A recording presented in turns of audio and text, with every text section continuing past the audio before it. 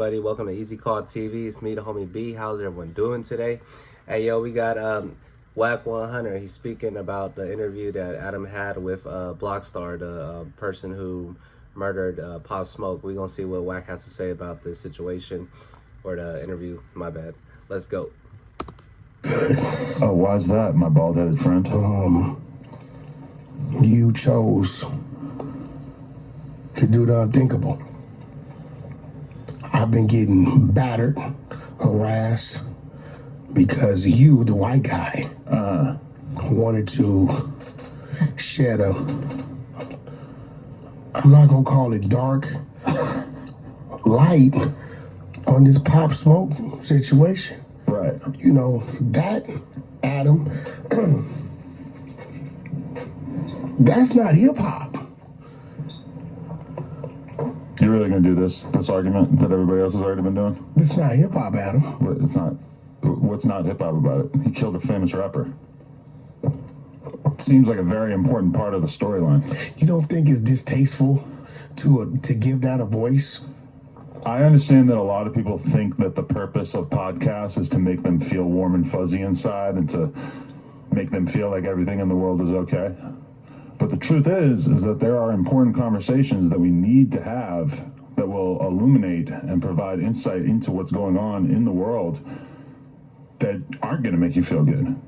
They're actually going to make you confront evil face to face. So you feel like you should give evil a voice people might say, well, if you do that, you can get on the big platform. Why give it a voice? I mean, at the end of the day, what about Pop Smoke's family and the friends and loved ones? You know what I mean? Listen. They deserve to know more than anyone else. Hold on, listen. Wouldn't you want that information if somebody killed somebody that you loved? I mean, after Wouldn't you want to know who the perpetrator was? Yeah, that's right. And then think about it. Pop Smoke did have a lot of positive messages in his music. Well, like talking about Dior and shit, wearing cool clothes. I'm sure there was probably some good messages in there. Yeah, but they're really pissed off. And me personally, it's the part where he says he has no remorse. Why didn't you edit that out when he said that? I think if you're going into a podcast with somebody who is entirely known. I totally agree with Wack on that. He should have blurred that out or something. That was wild when he said he had no remorse on doing it. But I'm not gonna lie, I do kind of understand where dude's coming from because, you know, he probably already did it and it already happened in his life, and, you know, yeah, man, but still, he should have blurred that out. It's kind of crazy. Because of the evil that they brought into the world, and then you edit it to make it seem less evil. I mean, why did you even do it in the first place? To me, it's like, when I went into that conversation, I was expecting him to be more repentant and to probably like... Okay, Bubba, hold on. I'm making my video. Thank you. Like, when I asked him, like, if he apologized or if he said sorry, and he basically said no, I was like, oh, shit. So why That's a plot twist I did not see coming. At no time did you say, you know what? Maybe I shouldn't have did this. And why didn't you just stop the interview? Just stop. Why didn't you? Because the people in New York are really disgruntled. They're upset. Why didn't you just stop the interview? I don't really think they are. I think that the hip-hop media landscape, they probably feel pretty uncomfortable with it. But the actual people seem extremely, interested in this content. And for sure, from my perspective, when I got done that interview, I said that was a way more emotionally in-depth interview than I expected. It was a lot more illuminating than I expected it to be. You should have had, my attitude about it, like really, what would you have done differently? Shut up. Wack is back. Listen, when a nigga put in work, he put in work for a reason. All right? Let's stop with all the bullshit. When somebody goes against their man, I know this sounds distasteful. Nobody is apologetic for completing the mission. When our military went out to get bin Laden, right? Saddam Hussein, right? We cheered, we jumped for joy. That doesn't seem like a fair Bin comparison. Laden and Saddam Hussein had family too. Right. You understand what I'm saying? I don't think it's fair to compare Pop Smoke to a terrorist. What I'm saying is, when you set out to get your man, He did right? set out to get his man. No, they went on a. Yeah, he didn't set out to get him, man.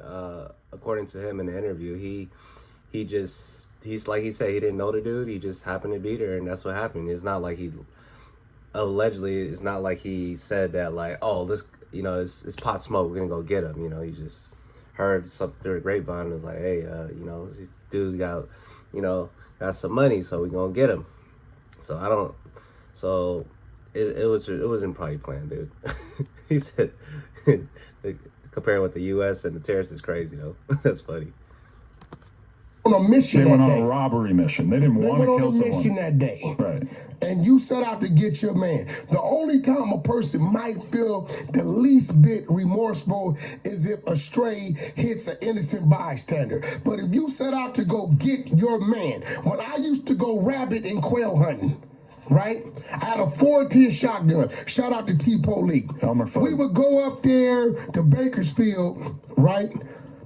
And Papa Haynes, and I would stalk that rabbit and that quail. And when I took aim and went boom with that single shot, and that rabbit did a turtle flip, duck, turtle, I jumped for joy. I was excited. I don't think that you making this argument is really who I want doing defense for me on this whole controversy, because I think from your perspective is like, ooh, LA up 1, New York down. No. That feels like the energy that you're giving me, and that is not at all what I was going for. This ain't what I'm saying. This is what I'm saying.